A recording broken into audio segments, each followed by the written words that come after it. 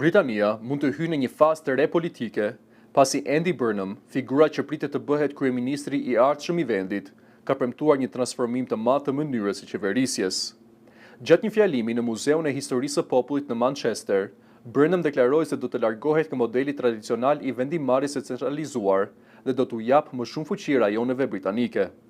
Ai tha se qendra e re politike, e quajtur prej tij Number 10 North, do të shërbejë si një pikë kyçe për një Britani të riorganizuar, ku vendimet dhe zhvillimi ekonomik nuk do të diktohen vetëm nga Londra, por do të ndërtohen nga komunitetet lokale.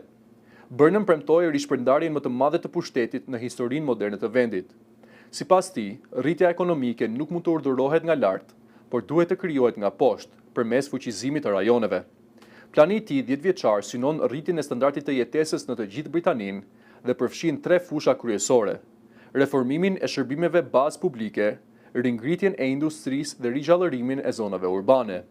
Ai premtoi ndërtimin e më shumë banesave sociale, rritjen e rolit të qeverive lokale në menaxhimin e ujit dhe shërbimeve të tjera publike, si dhe përballimin e krizës së kostot të jetesës.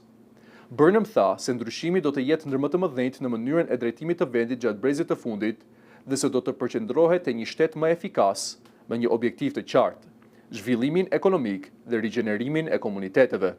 Fjalimi i tij u mbështet me duartrokitje të forta, ndërsa Burnham e bazoi vizionin e tij te eksperienca si kryebashkiak i Manchesterit të Madh. Ai tha se modeli i tij i qeverisjes bazohet te bashkëpunimi mes bizneseve, politikanëve lokal dhe komuniteteve, duke argumentuar se rezultatet më të mira arrihen kur pushteti ndahet dhe jo kur përqendrohet vetëm në kryeqytet.